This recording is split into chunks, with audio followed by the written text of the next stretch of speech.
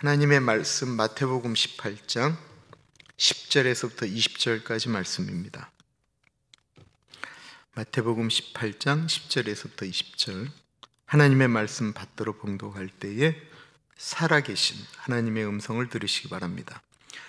삼가 이 작은 자 중에 하나도 업신여기지 말라. 너에게 말하노니 그들의 천사들이 하늘에 계신 내 아버지의 얼굴을 항상 배옵느니라. 너희 생각에는 어떠하냐? 만일 어떤 사람이 양 100마리가 있는데 그 중에 하나가 길을 잃었으면 그 99마리를 산에 두고 가서 길 잃은 양을 찾지 않겠느냐? 진실로 너희에게 이르노니 만일 찾으면 길을 잃지 아니한 99마리보다 이것을 더 기뻐하리라. 이와 같이 이 작은 자 중에 하나라도 잃는 것은 하늘에 계신 너희 아버지의 뜻이 아니니라. 내 형제가 죄를 범하거든 가서 너와 그 사람과만 상대하여 공고하라. 만일 들으면 내가 내 형제를 얻을 것이요, 만일 듣지 않거든 한두 사람을 데리고 가서 두세 증인의 입으로 말마다 확증하게 하라. 만일 그들의 말도 듣지 않거든 교회의 말하고 교회의 말도 듣지 않거든 이방인과 세리와 같이 여기라. 진실로 너희에게 이르노니 무엇이든지 너희가 땅에서 매면 하늘에서도 매일 것이요, 무엇이든지 땅에서 풀면 하늘에서도 풀리리라. 진실로 다시 너희에게 이르노니 너희 중에 두 사람이 땅에서 합심하여 무엇이든지 구하면 하늘에 계신 내 아버지께서 그들을 위하여 이루게 하시리라. 두세 사람이 내 이름으로 모인 곳에는 나도 그들 중에 있느니라. 아멘. 예수님을 정말 잘 믿는데 사람들과의 관계를 정말 잘 못 맺는 분들이 계세요. 사실 많은 분들이 이것에 대해서 의문을 갖게 됩니다. 어떻게 저렇게 신앙이 좋아 보이고 입만 열면 성경 말씀을 이야기하고 기도도 그렇게 많이 하는데 어떻게 그렇게 사람들에게 상처를 줄 수 있을까? 이런 생각이 들게 하는 분, 지금 말씀하니까 퍼뜩퍼뜩 생각나시는 분들이 혹시 있으신지 모르겠어요. 신앙이 분명히 좋은 것 같은데 그분하고만 얘기를 하면 이 속에서 알 수 없는 불편함이 올라오게 되곤 해요.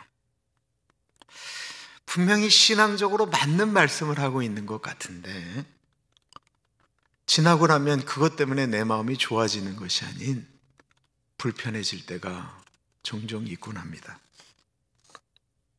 이 마태복음 18장을 가리켜 예수 믿는 사람들이, 이건 예수 공동체에 주신 말씀이에요. 어떻게 행동해야 되는지를 말씀하는 것이라고 해서 공동체에 주는 교훈이라고 일반적으로 얘기하는 것이 마태복음 18장의 이야기입니다. 왜 이렇게 말씀하셨을까요? 그것은 예수님을 따라다니는 그 제자들, 그 공동체가 늘 갈등했기 때문에 그래요. 이 3년 반을 따라다녔는데 3년 반 예수님, 다른 분도 아닌 예수님과 3년 반을 따라다녔는데 마지막까지 이 공동체가 갈등했어요. 너무 힘들었어요. 마태복음 18장에 나왔던 이유는 지난번에 말씀드렸던 것처럼 주는 그리스도시요 살아계신 하나님의 아들이십니다. 이 고백 위에 예수님께서 교회를 세우신다라는 말씀하시고 십자가에 대한 말씀을 하시는데 이 제자들이 가졌던 마음은 이제 예루살렘으로 빨리 올라가만 가면 예수님의 나라가 이제 만들어진다고 생각을 했잖아요. 그러다 보니까 3년 반 동안 이분들이 고생했던 것에 대한 보상 심리가 강해지기 시작했어요. 그리고는 계속 이야기하는 게 그래도 영의정은 베드로가 해야 되지 않나? 그렇다면 그 다음은 누구지? 그러니까 이들은 계속해서 무슨 생각을 하고 있었냐면 누가 그 자리를 차지할 것이냐라고 하는 것이었습니다. 계속해서 누가 크냐의 문제를 가지고 갈등을 하는 거였어요. 그러니까 내가 누구 옆에 있는 것이 또 힘을 가질까, 이런 생각도 하고 있었다라는 것입니다. 그 공동체가, 예수 공동체가 계속 갈등을 하고 있었어요. 다른 사람이 문제가 있어서 그럴까요? 그럴 수도 있지만 엄밀한 의미에서 예수님께서 오늘 하시는 말씀은 다 내 자신에게 대해 말씀하고 있는 것입니다. 그러므로 오늘 본문은 엄밀한 의미에서 공동체 혹은 가정 혹은 교회에서 내가 어떤 존재로 살아가야 되느냐에 대해서 말씀하고 있어요. 10절을 보세요. 삼가 이 작은 자 중에 하나도 업신여기지 말라. 너에게 말하노니 그들의 천사들이 하늘에 계신 내 아버지의 얼굴을 항상 배옵느니라. 작은 자를 업신여기지 말라고 이야기하고 있습니다. 앞에는 어린아이, 소자, 작은 자인데 이게 헬라어로는 단어가 조금씩 다 달라요. 여기서 이 작은 자라고 하는 것은 성년이나 어린이나 다 포함했는데, 이 작은 자는 엄밀한 의미에서는 내가 생각할 땐 나보다 못한 사람이기 때문에 내가 업신여겨도 될 만한 사람을 이야기하는 거예요. 가볍게 여겨도 될 만한 사람이에요. 그러니까 업신여긴다라는 표현이 되죠. 이 세상에서 업실만하게 행동을 하고 없이 여길 만큼 말을 하고, 그러니까 무시할 만한 사람이에요. 그런데 오늘 성경에 진짜 무서운 얘기가 여기 나온다라는 거예요. 그건 뭐냐면 수호천사에 대한 이야기가 나오는 거예요. 이 작은 자에게, 우리가 없은 여겨도 되는 그 사람에게 천사가 있다라는 이야기가 나오는 거예요. 수호천사라고 캐톨릭에서는 이야기를 해요. 근데 사실 성경 어디에도 한 개인을 보호하는 천사가 있다 없다, 이게 이 본문 말씀 때문에 논란이 굉장히 많이 되는 말씀이에요. 근데 주호천사다 아니다라는 것보다는 여기에 그의 천사라고 이야기하기보다는 이제 이거는 기독교에서 해석하는 거예요. 그들의 천사라고 이야기하니까 천사가 이렇게 공동체를 돌보면서 사람 하나를 돌보고 생각하는데, 중요한 거는 개인적인 천사건 어쨌든 간에 그 천사에 대해서, 그 사람에 대해서, 그렇게 하는 거에 대해서 하나님께 보고한다라는 거예요.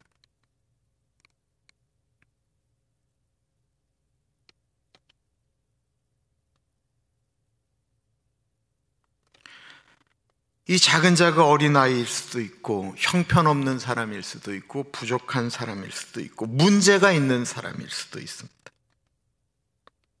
그래서 업수 여긴다라는 건 함부로 여긴다라는 거죠. 이들을 함부로 대하면 하나님의 형상을 가진 사람이기 때문에 천사들 눈에는 똑같은 사람이거든요. 천사가 그거를 하나님께 보고한다라고 말씀하고 있는 것입니다. 공동체 밖에서 일어나는 것에 대한 얘기를 하는 게 아니에요. 공동체 안에서 일어나는 것에 대해서 이야기하고 있는 것입니다. 교회에는요, 늘 소외가 일어납니다. 똑똑한 분들, 좋은 분들은 본인들 수준이 맞는 사람들끼리 만나고, 그렇지 못하면 참 교회가 그러면 안 된다라고 이야기하지만 교회 내에서도 따돌림이 분명히 일어납니다.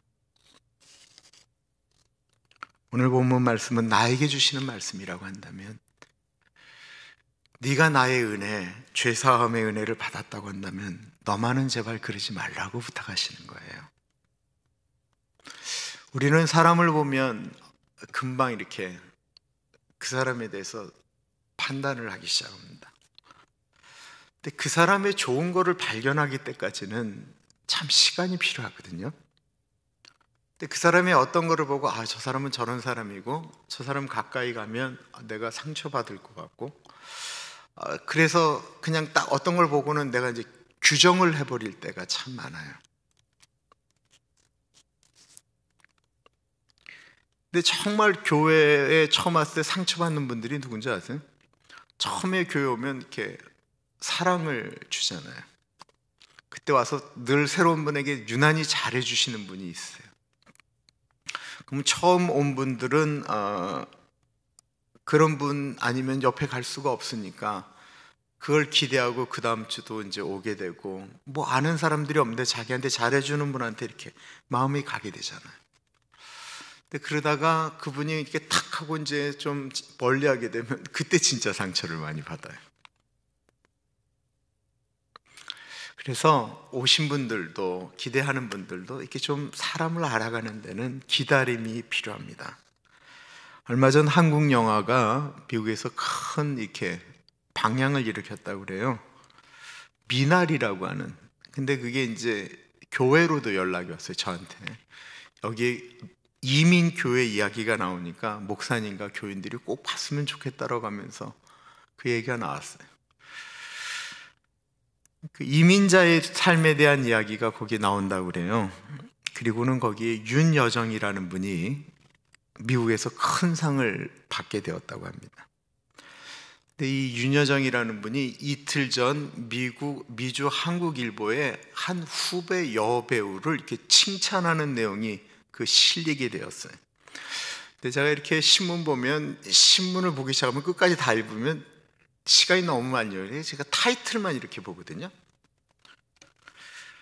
이 윤여정이라는 분이 워낙 유명한 배우고 나이도 많고 영향력도 있다 보니까 이 일반적인 배우들이 다 이 윤여정 씨한테는 이렇게 막 친한 척하고 상냥하고 그렇다라는 거예요.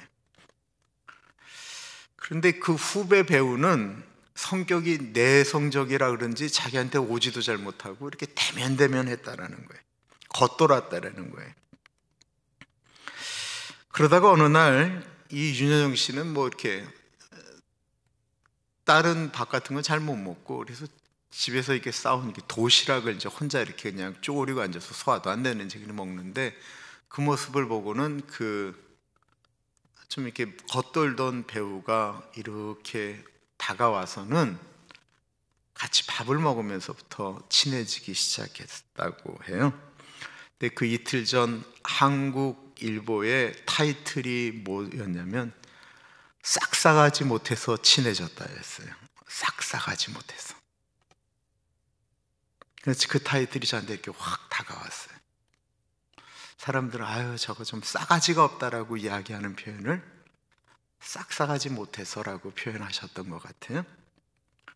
그런데 그 사람의 내면을 아는 데는 아유 저거 싸가지도 없고 선배도 몰라보고 이렇게 하면서 멀리하는 게 아니고, 그 사람을 알아가는 시간으로 이렇게 봤더니만 너무 괜찮은 배우다라는 얘기를 이제 그렇게 한 거예요.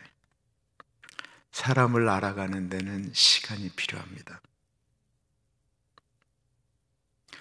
하나님의 만드신 형상인데 그 사람을 알아가는데 시간이 필요하지 않겠습니까? 우리가 그렇게 사람을 어떻게 금방 알아요? 내가 우리 집사람 지금 27년, 알고 지낸 건 37년인데도 아직도 알 수가 없어요. 요즘은 왜 그 노래를 안 부르는지 모르겠어요. 지금도 알 수 없는 당신의 마음. 모르겠어요, 속 안에 뭐가 있는지. 그러시면서 든 예화가 바로 잃은 양 한 마리에 대한 말씀입니다. 12절 13절이에요. 너희 생각에는 어떠하냐? 만일 어떤 사람이 양 100마리가 있는데 그 중에 하나가 길을 잃었으면 그 99마리를 산에 두고 가서 길 잃은 양을 찾지 않겠느냐? 진실로 너에게 이르노니 만일 찾으면 길을 잃지 아니한 99마리보다 이것을 더 기뻐하리라. 정말 유명한 말씀이죠. 그런데 오늘 본문을 절대로 오해하시면 안 되는 내용들이 있어요. 그것은 양 한 마리가 99마리보다 귀한 것은 아닙니다. 여기에 초점은 하나님은 양 99마리가 많기 때문에 한 마리를 잃어버려도 좋다라고 생각하지 않는 분이다라고 하는 것이 강조점이에요. 그들이 같이 길을 가고 있었는데 이 양 하나는 싸가지가 없어서 그런지 성질이 못돼서 그런지 하나님의 말씀, 목자의 말을 듣기 싫어서 그런지 그 길이 아닌 딴 길로 갔다라는 거예요. 이 양의 정확한 표현은 구원의 길을 잃어버렸다라고 하는 것을 의미하는 것입니다. 결코 99마리가 소중하지 않아서가 아니고 목자가 이 양을 찾아갑니다. 그리고 이 양을 찾은 것을 99마리보다 더 소중하기 때문에 기뻐한 것이 아니고 잃어버렸던 양을 찾았기 때문에 기뻐했다라는 것입니다. 왜 그렇습니까? 하나님의 뜻은 잃어버리는 것에 있는 것이 아니고 찾는 데 계시기 때문에 그렇습니다. 그래서 14절은 이렇게 말씀하고 있습니다. 이와 같이 이 작은 자 중에 하나라도 잃는 것은 하늘에 계신 너희 아버지의 뜻이 아니니라. 그러니까 누군가가 저 사람은 진짜 우리 공동체에 없었으면 좋겠다라고 느껴지는 그 사람이 잃어버려지는 것이 하나님 아버지한테는 너무 아픈 얘기다라고 말씀하고 있는 거예요. 이게 핵심이에요. 그러니 얼마나 공동체가 힘들어요. 이 한 사람은 정말 싸가지예요, 싸가지. 정말 이상한 사람이에요. 근데도 그 한 사람 안 잃어버리는 것이 아버지의 뜻이라는 거예요. 그렇다고 한다면 이 99마리가 얼마나 품어줘야 돼요. 정말 오늘 본문 말씀이 이게 되게 힘든 말씀이에요. 이게 아버지의 뜻이다라고 말씀하고 있는 것입니다.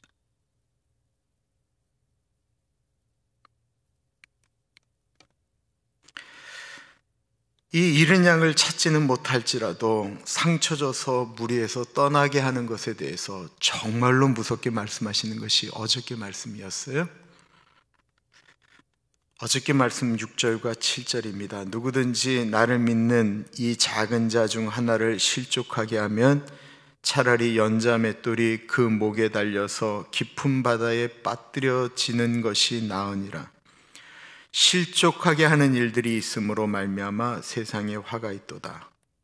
실족하게 하는 일이 없을 수는 없으나 실족하게 하는 그 사람에게는 화가 있도다.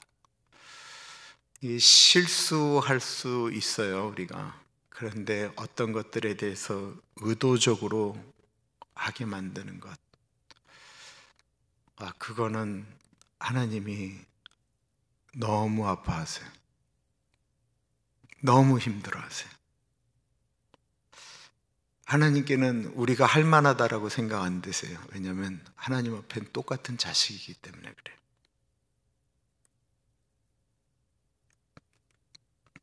그러시면서 상처받았을 때 해야 될 일에 대해서 말씀을 하고 있습니다. 오늘 본문도 우리가 지금까지 생각했던 것하고는 좀 다르게 생각을 하시면서 말씀을 읽어보시는 것이 좋을 것 같아요. 15절부터요. 내 형제가 죄를 범하거든 가서 너와 그 사람과만 상대하여 공고하라. 만일 들으면 내가 내 형제를 얻을 것이요 만일 듣지 않거든 한두 사람을 데리고 가서 두세 증인의 입으로 말마다 확증하게 하라. 만일 그들의 말도 듣지 않거든 교회의 말하고 교회의 말도 듣지 않거든 이방인과 세리와 같이 여기라. 여기서 이 사람은 소자도 작은 자도 어린아이도 아닙니다. 함부로 말할 수 있는 존재도 아닙니다. 그래서 뭐라고 표현하고 있냐면요, 형제라고 표현하고 있어요. 작은 사람, 무시해도 되는 사람이 잘못을 저지르면 말하기도 쉽습니다.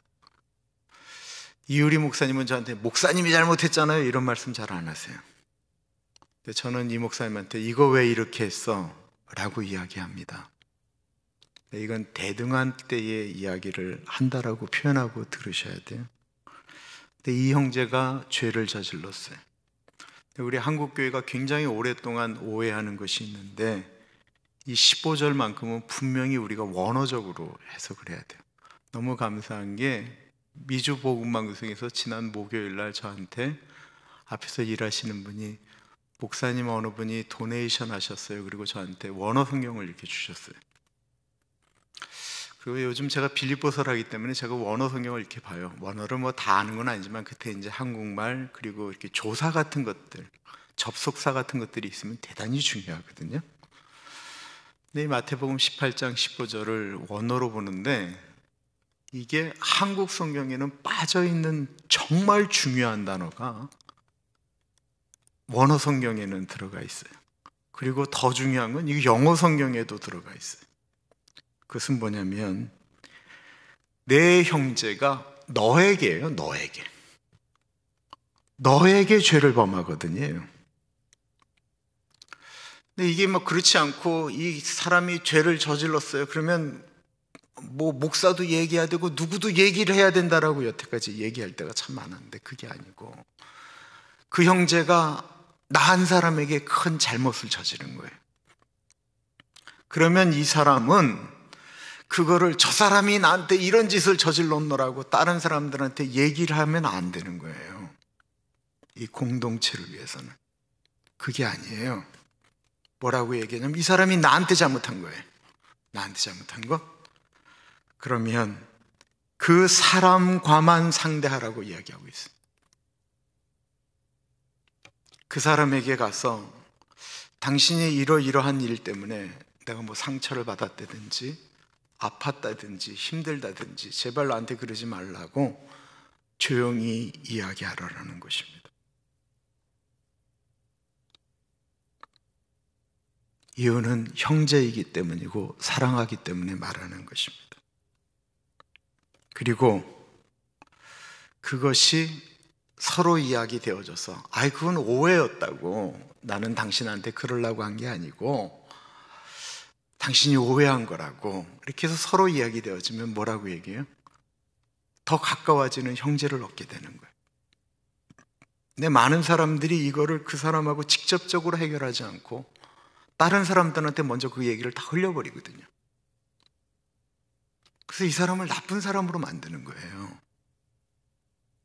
공동체에서 그 사람을 그러면서 밀어내게 하는 거예요. 이게 앞에 있는 실족하는 얘기하고 다 지금 연결돼서 우리가 봐야지 요것만 떼어서 얘기를 하면 이게 사실은 말이 잘 안 되는 내용이에요. 그 사람에 대해서 계속 그런 얘기를 흘려보내는 거예요. 그래서 이 사람을 결국은 실족하게 만들어요. 그렇게 하면 안 된다라는 거예요. 내 자신에게 문제가 되어져서 아픈 얘기면 둘이 해결하라는 거예요. 이걸 공동체의 부담으로 주면은 안 돼요. 정말로 그래요. 이게 공동체의 문제로 들어오기 시작하잖아요. 그러면 그때부터 참 많은 것들이 어려워지기 시작해요. 이게 사실 제일 좋은 건 15절에서 끝나는 게 제일 좋은 거예요. 근데 해결이 되지를 않았어요. 이 사람이 정말로 나한테 잘못을 저지르는데 내가 얘기를 해도 고쳐지지가 않아요. 그러면 이것에 대해서 두세 증인을 가지고 같이 얘기하라고 얘기를 해요. 이 앞에 있는 것을 우리가 예전에는 저 사람이 어떤 잘못을 저질렀는데 그걸 말을 안 들으면 뭐 장로님들, 목사님들을 데려가서 얘기를 해서 확증을 이렇게 해석하면 이게 안 되는 얘기인지 이해되셨죠? 두 번째가 더 중요한 거예요. 나는 당했다라고 얘기를 해요. 그런데 이 두세 사람이라고 하는 건 유대에서 얘기하면 객관적 증인이잖아요. 그 대신 그 옛날에는 우리가 구약시대에 얘기했던 것처럼 법정에서 2명, 3명이 증인하면 그건 완전한 것이 돼버리거든요. 근데 이 사람이 나한테 얘기를 했는데 우리가 한쪽의 이야기만을 듣고 그거를 결정할 수가 없어요. 목회자가 정말로 조심해야 될 얘기가 있는데 한쪽의 얘기를만 듣고를 그거를 이렇게 결정해버리면 그 큰 문제가 발생하는 것이 대체적으로 그렇습니다. 이 두세 증인이라고 이야기하는 것은 정확한 근거를 갖고 얘기를 하는 거예요. 이 사람이 당신한테 얘기하고 할 때 정말로 확 객관적인 것과 얘기를 했는데 당신이 그걸 듣지 않으면 이게 어려움이 되지 않냐라고 얘기하는 건 객관적이어야 돼. 요즘 어떻게 하고 있어요? 한국에 뭐 미투 사건이 일어나고 막 폭로전이 일어나는데 그건 어디서 나타나냐면 SNS라고 하는 곳에 그냥 막 글들을 올려버리는 거예요. 이거는 사실의 확인이 아직 돼 있지 않은데 글들을 막 올려버려요. 글들을 막 흘려버려요. 나 교회에서 어떤 것들을 결정할 때는 정확하지 않으면 얘기해서는 안 된다라는 것입니다. 그리고 이것을 객관적으로 알고 이야기할 때는 이건 작정하고 이야기하는 거예요. 작정하고. 근데 작정하고 이야기하는 것도 이거를 치리의 문제로 얘기를 하고 자꾸만 얘기를 하는데 그거 아닙니다. 17절 볼게요. 만일 그래도 그들의 말을 듣지 않거든 교회의 말하고 교회의 말도 듣지 않거든 이방인과 세리와 같이 여기라. 교회에 말한다라는 것은 교회의 공식적인 이야기가 되는 것을 의미하는 거예요. 당회, 공동의회를 통해서 이것이 치리되어져야 될 문제라는 거예요. 그러니까 이건 작은 문제가 아니고요, 공동체를 흔드는 문제 같은 것입니다. 그러니까 우리가 뭐 누구한테 욕했다 이런 개념을 얘기하는 게 아니에요. 이게 공동체를 흔들 만한 큰 일이기 때문에 교회가 나중에는 이것에 대해서 이야기를 하는 거예요. 그리고 이 사람을 이방인, 세리로 여기라고 얘기를 했어요. 이방인하고 세리는 당시 유대인들이 정말로 사람 취급을 안 하는 존재들이었죠. 이방인에 대해서는 랍비가 어떻게 해석을 했어요? 지옥에 땔감으로 쓰기 위해서 이방인을 만들었다라고 말하는 정도였어요. 세리는요, 이스라엘 사람들이 갈 때 얼굴도 마주치지 않았던, 저들은 로마의 개라고 소리를 질렀던 사람들이 세리였어요. 그렇게 여기라라고 표현하고 있습니다. 그런데요, 핵심은 이방인과 세리입니다. 이게 유대인처럼 무시하라는 말인가? 마태복음 18장은 잃어버린 한 영혼에 대한 것이 핵심처럼 다가옵니다. 그렇다고 할 때 그 전까지는 형제였어요. 자매였어요. 동등했어요. 근데 그 사람이 이제 세리와 이방인처럼 취급받는 건 이 사람은 99마리 중에 떨어져 나간 한 마리예요. 그 다음부터는 이 사람은 이방인처럼 무시하고 세리처럼 개처럼 여기라는 것이 아니고 이 사람은 공동체에서 떨어져 나간 잃어버린 영혼이에요.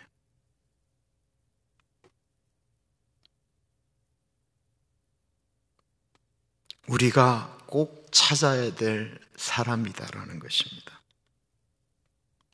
기도해 주어야 될 사람이다라는 것입니다. 그리고 이제 성경적인 말씀이 나오네요. 기도할 때 꼭 필요한 우리 삶에 정말 중요한 이야기죠. 18절 말씀입니다.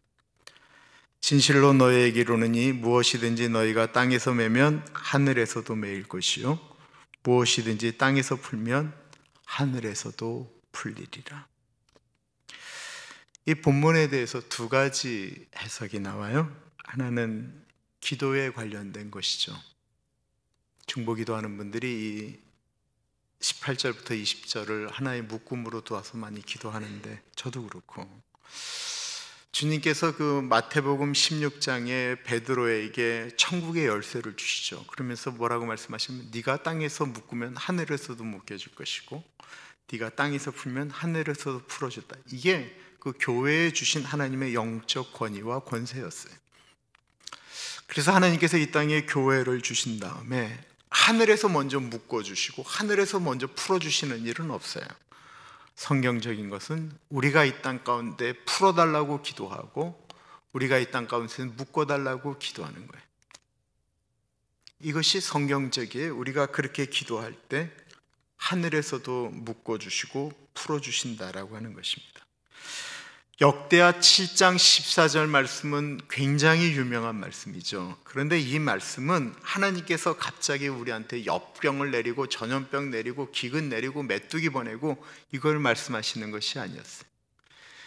이 땅 가운데 너무나도 죄악이 관영하기 때문에 하나님께서 그 백성 가운데 하나님께서 징계하신 것을 이야기하는 거예요. 우리가 지금 자연재해가 일어나는 건 사람들이 잘못한 것 때문에 일어나는 게 많기 때문에 이거를 이거하고 똑같이 해석할 수는 없어요. 그런데 여기에 대해서 이렇게 말씀하고 있어요. 혹 내가 하늘을 닫고 비를 내리지 아니하거나 혹 메뚜기들에게 토산을 먹게 하거나 혹 전염병이 내 백성 가운데에 유행하게 할 때에 내 이름으로 일컫는 내 백성이 그들의 악한 길에서 떠나 스스로 낮추고 기도하여 내 얼굴을 찾으면 내가 하늘에서 듣고 그들의 죄를 사하고 그들의 땅을 고칠지라. 이 땅 가운데서 그것을 위하여 이제 풀어달라고 내 죄라고 하면서 기도할 때 하나님께서 풀어주신다라는 거예요. 이 땅에서 그렇게 기도하면 하늘에서도 풀어주시겠다라는 거예요. 그런데 오늘 본문 말씀을 또 다른 것으로 해석하는 것이 있어요.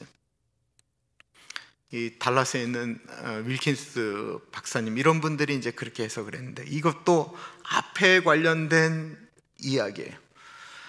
내 형제가 너에게 잘못을 저지르거든 하면서 이 한 사람에 대한 거예요. 이 사람이 나한테 큰 상처를 줬어요. 그리고 내가 얘기를 했는데도 이 사람이 그걸 받아주지를 않는 거예요. 그래서 내가 도저히 안 돼서 몇 사람을 불러서 얘기했는데도 이게 해결이 안 돼요. 공동체로 얘기했는데도 이게 해결이 안 돼서 이 사람이 결국은 그 공동체에서 이렇게 떨어져 나가게 됐어요. 근데 내가 하나님 앞에 기도하는데 그게 늘 마음 가운데 고통이에요. 내일 본문 말씀은 용서에 관련된 말씀인데 이게 나는 아플 만큼 아팠어요. 내가 힘들었어요. 저게 잘못했어요. 근데 이거를 내가 하나님께 기도하는데 그게 그 사람이 그렇게 되고 내가 용서 못한다고 그러고 막 이러는 것이 나하고 하나님 사이에 걸림이 되는 거예요. 고통이 되는 거예요. 아픔이 되는 거예요. 기도가 잘 안 되는 거예요. 그래서 주님, 내가 이제는 그 사람과 나와의 관계야. 그 사람이 나에게 용서를 구하고 이거하고는 아무 상관이 없어요. 내일 용서에 대해서도 말씀드릴 텐데 그거하고는 상관없어요. 그 사람이 나한테 용서를 빌었기 때문에 내 마음을 풀어주고 하는 게 아니에요. 그러나 이 문제 때문에 내가 내 인생에 제한이 오는 거예요. 묶임이 오는 거예요. 신앙생활에 고통이 오는 거예요. 어려움이 오는 거예요. 그래서 내가 이 땅에서 그 사람하고 묶였던 걸 푸는 기도를 내가 하는 거예요. 이게 앞에 있는 얘기하고 똑같은 얘기예요. 사실은 이것이다 저것이다 얘기할 거 없이 내가 그를 이렇게 푸는 기도를 할 때 하늘에서 그를 풀어주시겠다라는 거예요. 내가 이 땅 가운데 묶어야 될 것들을 내가 묶을 때 하늘에서도 묶는다라는 거예요. 이게 주기도문의 원리가 똑같이 나와요. 우리가 우리의 죄를 잘못한 사람을 사하해 준 것 같이 우리의 죄를 사해 달라고 이야기하는 건 이 성경적인 원리가 그렇게 흘러가기 때문에 그렇다라는 것입니다.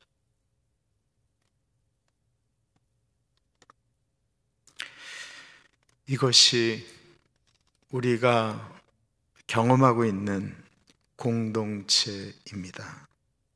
우리가 살고 있는 가정이 이렇습니다.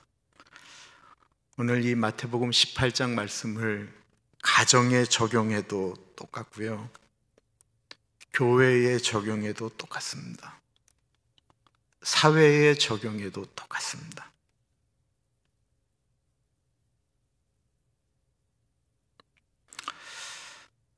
목사는 참 굉장한 존재예요. 어떠냐면 가만히 있어도 교회에 일어나는 일들이 다 이렇게 들어와요.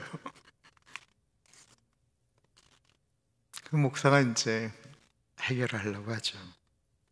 그런데 한계가 있어요. 오늘 본문 말씀의 공동체에 대한 개념으로 말씀드릴 때 작은 자가 있고 소자가 있고 어린이가 있으면 그 공동체는 큰 자라는 것이 있잖아요. 그죠? 작은 자의 반대말은 큰 자잖아요. 소자의 반대말은 어른이라는 거잖아요. 그러면 교회의 큰 자와 어른이 누구냐라는 거예요. 이 누구죠? 목사예요? 장로예요? 권사예요? 아니에요. 교회의 큰 자는 은혜가 있는 자예요. 이 은혜 있는 자가 품어주면 정말 좋은데,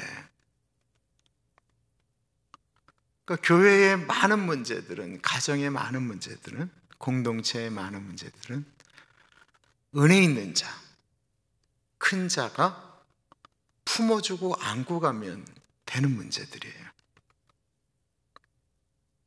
먼저 된 사람들이, 먼저 온 사람들이 좀 그랬으면 좋겠는데, 먼저 된 것이 힘이 돼서 작은 자들을, 모자란 사람들을 누를 때가 너무나도 많이 있다는 것입니다.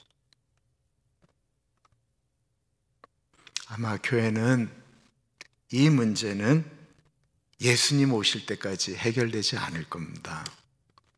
해결됐으면 이 땅에 세상 다 뒤집어졌죠. 그런데 그럼에도 불구하고 주님께서 우리에게 말씀하시는 것은, 내 자신이 은혜를 받아서 내 자신이 먼저 풀어주고 내 자신이 먼저 묶어주는 사람들이 교회 내에서 계속해서 많이 만들어진다고 한다면, 그래도 교회가 희망 아니겠습니까? 좀 먼저 품어주는 사람, 참아주는 사람이 많으면 그래도 더 좋아지지 않을까요? 그리고 먼저 그 문제를 갖고 하나님 앞으로 나아가서 하나님께 고백하며 나아가는 분들이 많아지면, 그 사람이 뭐라고 그래도 내가 이미 하나님과의 문제 가운데 내가 다 풀어버렸어요. 그러면 공동체 가운데 이야기하고 그러지 않아도 어느 순간에 그냥 넘어가지지 않을까요? 그 사람은 원래 그런 사람이에요. 말투가 원래 그런 사람이에요. 그거는 내가 보니까 그 말투는 안 바뀌어요. 안 바뀌어요. 그게 안 바뀌더라고요. 기도해도 안 바뀌어요. 안 바뀌어요. 그 얘기한다고 되지도 않아요. 차라리 내가 하나님께 기도하면서 주님, 한 귀로 듣고 한 귀로 흘리게 해주십시오. 이게 훨씬 더 좋아요. 그 다음부터는 더 이상 상처가 안 돼요. 그게 더 좋은 것 같아요. 그러면 누가 그 사람이 되어야 할까요? 저 사람이 그 사람이 되어야 될까요? 내가 그 사람이 되어야 될까요? 김현진 씨. 네, 좀 그렇게 해주세요. 집에서. 김희준 집사님, 누가 그 사람이 되어야 할까요? 네, 아멘. 박진 집사님. 네.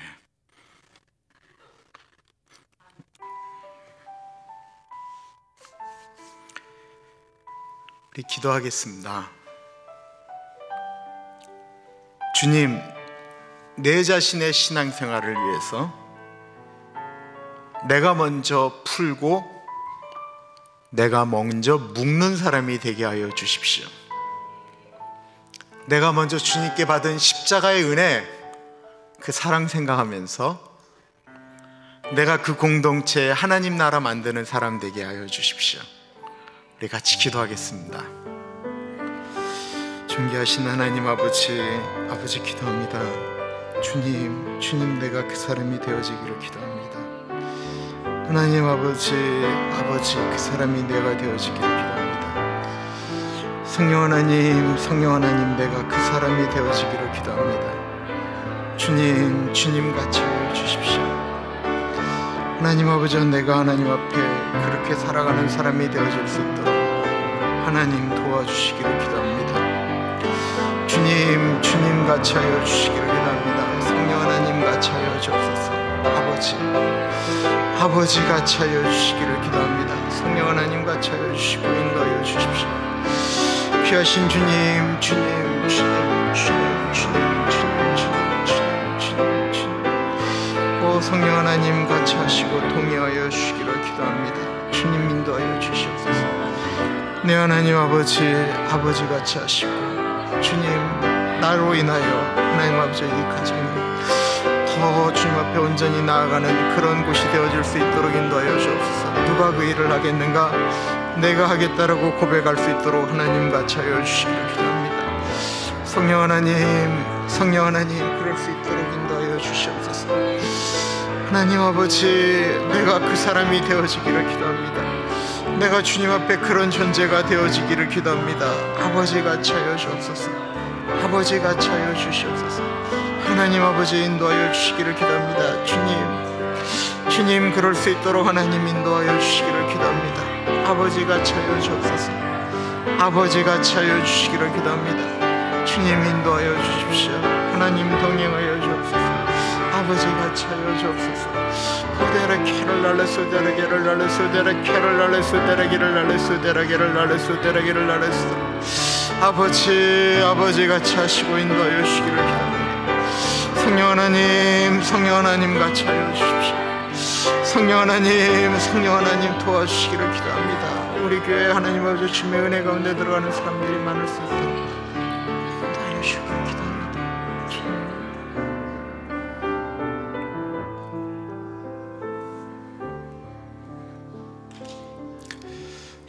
곽병만 장로님이 지난주 금요일날 진짜 큰 교통사고가 났어요. 이렇게 직진하는데 옆에서 신호를 잘못 본 분이 그냥 달려와서 옆구리를 쳤어요. 근데 너무 감사하게도 차는 이제 뭐 폐차될 정도로 정말 많이 들어갔는데 다행히 가운데를 딱 그러니까 조수석하고 운전석 중간을 들이받아서 이게 끝까지 들어오지 않고 멈췄어요.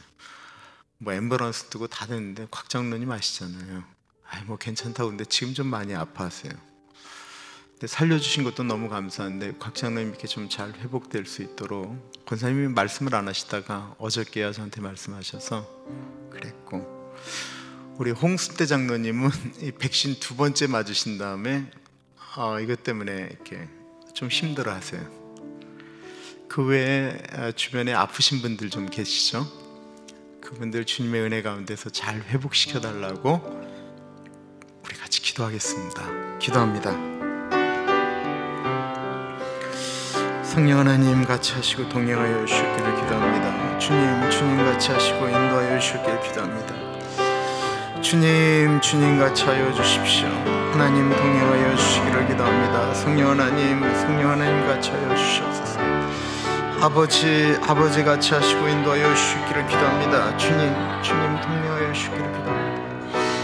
하나님 아버지 우리 홍숙대 장로님 붙잡아 주시고 하나님 아버지 장로님 거기서 회복되어질 수 있도록 인도하여 주시기를 기도합니다. 아버지 우리 곽병만 장로님 살려주신 건 너무 감사합니다. 장로님 하나님 이제는 주님 앞에 남은 인생인데 주님 강건하게 지내실 수 있도록 인도하여 주시고 도와주시기를 기도합니다.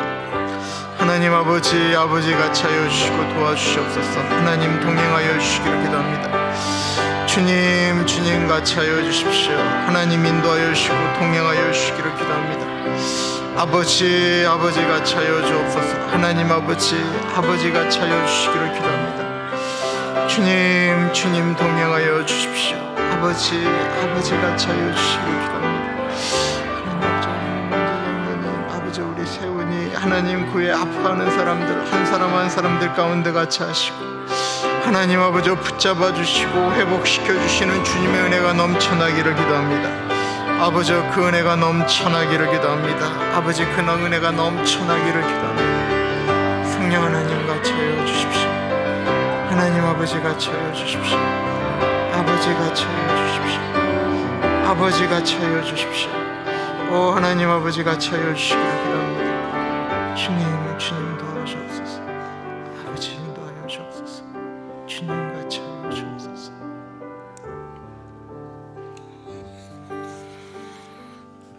내일 주일 예배 이제 드디어 저희가 현장에서 예배를 시작하게 됩니다. 이번 주에 저희가 너무 오래돼서 저희 이 에어컨디션이나 이 히터에 필터가 안 들어가는 아주 오래된 거였는데요. 그것 때문에 걱정하시는 분들이 많았습니다. 지난 목요일 날 이것이 공사가 다 돼서요, 저희는 3개짜리가 그러니까 6개가 들어갔어요. 그래서 안에 이렇게 공기 정화하고 하는 것들도 충분하게 이렇게 다 순화시키는데, 교회 안에서는 25%, 그리고 외부에서 예배 드리실 수 있도록. 그리고 요즘 보니까 백신을 맞으신 분들이 많아서 그런지 좀 더 이제 좀 돌아다니시는 분들이 많아지셨더라고요. 마스크 안 쓰고 다니는 분들도 이제 좀 많아지기 시작했습니다. 그거는 좀 아닌 것 같고요. 그렇지만 내일 예배 가운데 저희가 근 1달 반 만에 다시 교회를 여는 건데, 내일 예배 가운데 하나님 같이 하여 주시고, 많은 분들이 얘기를 하세요.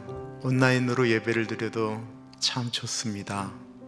그런데 또 한켠에 말씀하시는 건, 그래도 온라인으로 예배를 드리는 거하고 현장에서 예배를 드리는 게 참 많이 다르다라고 얘기를 하세요. 내일 예배 가운데 하나님 같이 하여 주십시오. 저는 내일 예배가 좀 이랬으면 좋겠어요. 에스라의 학계에 뭔 얘기가 나오냐면, 바벨론 유수에서 70년 만에 돌아와서 성전을 건축했어요. 얼기설기 만든 거죠. 그랬더니만 그 70년 전에 옛날에 솔로몬 성전을 봤던 분들은 너무 기가 막히니까 그냥 막 통곡을 하는 거예요. 옛날에 드렸던 그 성전은 이러지 않았는데. 근데 바벨론 땅에서 예배 못 드렸던 젊은이들은, 그발강가에서 기타 치면서 노래했던 젊은이들은 그 성전이 세워지니까 그게 너무 좋은 거예요. 그러니까 이들은 소리를 지르고 어른들은 울고. 그런데 그것이 밖에서 들릴 때는 통곡처럼 들렸다라고 하는 표현이 나오잖아요. 어쨌든 그들 안에는 아픔으로 주님 앞에 나왔던, 기쁨으로 나왔던 하나님을 바라보는 장면이 거기서 나타나는 거예요. 내일의 예배 가운데 그런 하나님의 은혜가 있게 해달라고, 주님 예배를 만져달라고 우리 같이 기도하겠습니다. 기도합니다.